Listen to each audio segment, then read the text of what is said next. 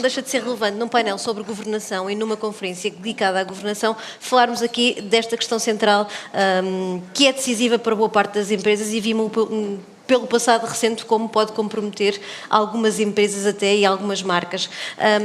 O último relatório que publicaram dá conta de que já há uma grande diligência na publicação de informação, há mais transparência, mas o que é que continua a faltar e o que é que continua a ser determinante?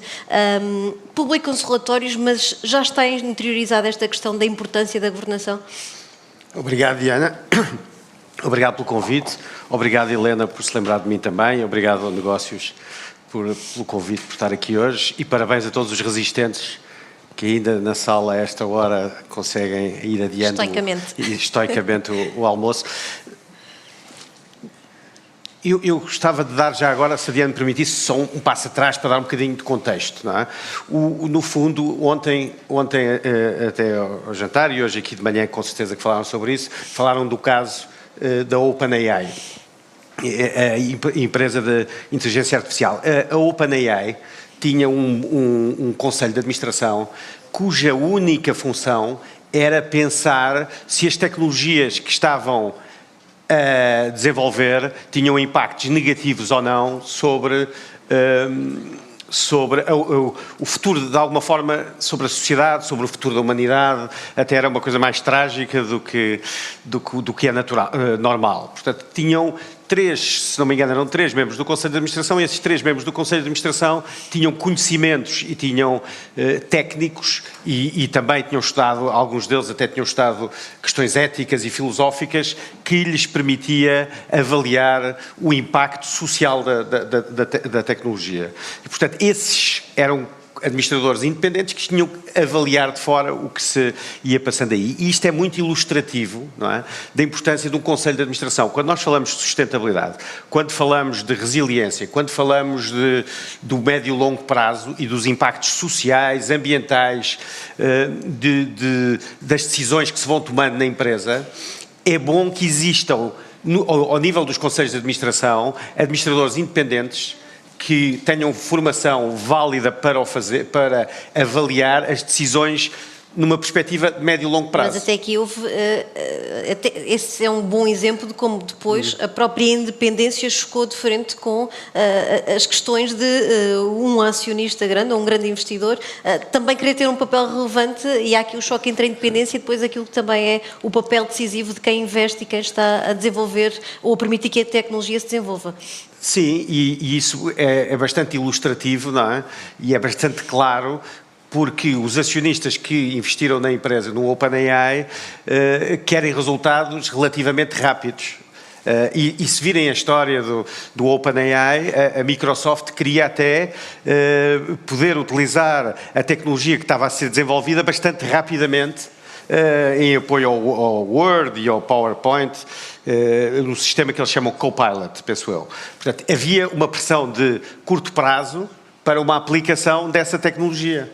E, por outro lado, havia um board que estava a pensar no médio e longo prazo. Portanto, há sempre esse conflito entre o curto prazo, não é? Os executivos estão muito em cima do dia-a-dia da empresa. Muitos dos acionistas fazem muita pressão sobre os resultados trimestrais, principalmente no caso das empresas cotadas. Mas, por outro lado, é bom para que as decisões na empresa sejam decisões mais sólidas e que sejam melhores para a resiliência e para a sustentabilidade da empresa a prazo, que existam independentes. E é aí exatamente que nós identificamos na nossa última monitorização ainda algum ponto fraco no caso das empresas cotadas portuguesas. O vosso relatório diz que é o ponto mais sensível e onde há menor aplicação das medidas. O que é que está a faltar a estes independentes, pelo menos no caso português, o que é que vêem que está a faltar? Ainda não há a vontade de nomear ou não são verdadeiramente independentes os que estão a ser nomeados? Começa logo pela própria percentagem de independentes de que é constituído o Conselho de Administração. Ou seja, é uma percentagem relativamente pequena, quando comparado com outros mercados europeus, do Conselho de Administração. O que é que seria aconselhável, aliás? Eu acho que faria muito sentido serem mais do que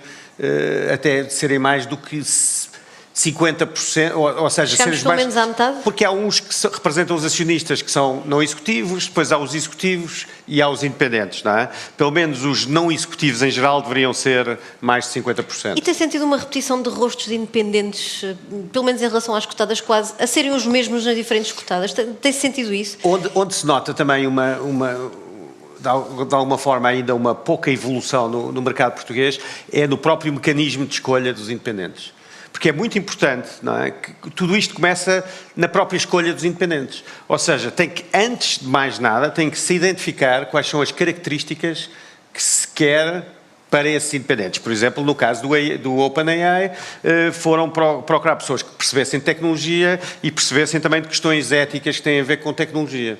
Portanto, havia alguém de filosofia e tecnologia numa universidade, depois havia pessoas que tinham conhecimento prático de tecnologia, ou seja, o Conselho de Administração, os independentes têm que, antes de mais, quando está a escolher independentes, têm que, antes de mais, ver quais são as características que lhe faltam, não é? Para ser mais eficaz e para funcionar melhor e para proteger melhor a empresa a médio e longo prazo, e quais são exatamente as características que eles têm que ter, e com base nessas características começar um processo de nomeação que seja um processo competitivo, exatamente para acabar com esse casulo, não é? De conhecidos ou de amigos ou de primos ou que foi nessa base que a nossa corporate governance funcionou durante anos e anos e anos e que deu os resultados que deu, e nós, uns viveram até isso mais de perto do que outros, não é? Em 2008... Até mais recentemente, Sim. entre 2012, 2013 e 2014. Entretanto, a verdade é que falou-se também muito de ética aqui, e estes exemplos que está a dar partem muito dessa lógica da ética. Vimos no passado que nem sempre ela foi, se calhar, a tónica porque se pautavam os conselhos de administração e as organizações, os órgãos sociais em si. Agora, temos também aqui algumas questões do ponto de vista da ética que têm sido públicas, por exemplo, ao nível daquilo que ficámos a conhecer da mais recente Operação Influencer, em que se percebeu que para se conseguir fazer um determinado tipo de investimento, face também àquilo que é um modelo de, se calhar, muito estático em relação ao investimento, muito burocrático, em que o que ficámos a conhecer também de alguns desses processos é provavelmente uma pressão para que o investimento se faça, que por vezes pode estar ali a roçar o limite da ética. Isto também é uma questão relevante para as próprias empresas, para a lógica de governação, e depois, como é que, face a estas dificuldades que há em termos de elevada burocracia, as empresas também se podem proteger destes riscos éticos também para não ficarem mal nesta lógica de uma governação ser transparente e ser adequada àquilo que é a sua função? Há aqui duas questões que eu acho que são importantes. A primeira tem a ver com o facto de, culturalmente, não é? O código de conduta devia emanar do Conselho de Administração. Mas falha? E, portanto, é importante, há uma parte que também que tem a ver com alterar os processos e modificar os processos levando em consideração esse código de conduta. E isso é muito importante. Ou seja, primeiro, o código de conduta não pode ser só abstrato, tem que emanar do Conselho de Administração culturalmente e tem que, o espírito do próprio tem que estar em todos os processos, não é? E os processos não são só políticas que depois não se seguem, tem que ser, de alguma forma, tem que se assegurar que fazem parte da própria cultura e da maneira como funciona a empresa. Isso é muito importante. A segunda questão é um certo combate à informalidade, não é? Que de alguma forma, toda esta questão da corporate governance está também, não é, para, de alguma forma, tentar assegurar que a empresa funciona como o Conselho de Administração acha que ela devia funcionar. E como, de alguma forma, e em sintonia com os stakeholders. Não só com os acionistas, mas também de forma a respeitar os trabalhadores, a respeitar os fornecedores, enfim, todos os stakeholders. E, portanto, para que isso aconteça, é muito importante que a empresa em si funcione tenha alguma flexibilidade no funcionamento, mas que limite a informalidade. Eu penso que os exemplos que deu são exemplos, provavelmente, de excesso de informalidade. Deixe-me também tocar aqui a questão da diversidade, porque tem sido muito referida também como uma questão relevante para a lógica da governação. Por um lado, em que ponto é que estão nas empresas portuguesas no que toca à diversidade? E não falo naturalmente só na questão das cotas das mulheres nos conselhos de administração, porque isso parece ter sido quase contornado com os lugares não executivos e acabou por não se fazer uma verdadeira mudança. Mas pergunto-lhe transversalmente nas empresas como é que estamos em Portugal. E depois, se tem algum recuo também aqui, face àquilo que olhamos e vemos que está a acontecer, por exemplo, em mercados como os Estados Unidos, em que grandes empresas caminharam para dar o exemplo na questão da diversidade e agora elas próprias estão a lidar com problemas maiores e quase que a recuar e a andar para trás. A recuar e a andar para trás é naturalmente uma... Sim. Não, a questão da diversidade tem a ver com estas questões que temos estado a falar. A questão da igualdade de género é uma questão que foi legislada e, portanto, imediatamente as empresas cotadas avançaram no sentido da legislação e, portanto... Mas usaram o truque dos cargos não executivos quase para meter lá determinadas cotas e depois acaba por não ser uma mudança plena. Agora, é um problema até mais grave do que isso, não é? E nós vemos o exemplo que é dado até por algumas das empresas maiores que dependem de acionistas internacionais, os tais acionistas que ninguém conhece, de que se falou aqui num painel anterior, não é? Mas boa parte desta governance também é para proteger os tais acionistas que ninguém conhece e esses acionistas internacionais que têm um maior grau de exigência de alguma forma, não é? E são empresas que agem no mercado global, já têm preocupações muito maiores na definição do Conselho de Administração nesse sentido, ou seja, trazer pessoas de outras geografias, trazer pessoas de outros, ter um equilíbrio de género, trazer outras culturas, dentro sempre do que é relevante para o negócio da empresa, não é? Ou para o setor em que está a empresa. Mas é muito importante porque, de alguma maneira, a diversidade permite aumentar a qualidade das decisões. Não é? Mas o debate agora mais recente em torno das questões de género pode afugentar algumas empresas que estavam a fazer esse processo a tomarem decisões mais... a caminharem mais nesse processo? Eu penso que não, porque eu penso que a sociedade, não é? E os consumidores, e os fornecedores, e os clientes vão pedir cada vez mais às empresas que tomem decisões que são decisões que, no fundo, haverá mais apetência para serem tomadas em empresas que são mais diversas, não é? Eu lembro-me que em negócios, por exemplo, dizia há dias que os próprios investidores vão ter esse nível de exigência, sobretudo aqueles que são os mais novos. Sim, e já se nota isso, não é? Os investidores, nota-se nos estudos académicos, não é? Que esta nova geração de investidores que já têm poupanças acumuladas bastante importantes, que são os millennials, dão importância também como investidores a outro tipo de características das empresas em relação ao que era anteriormente.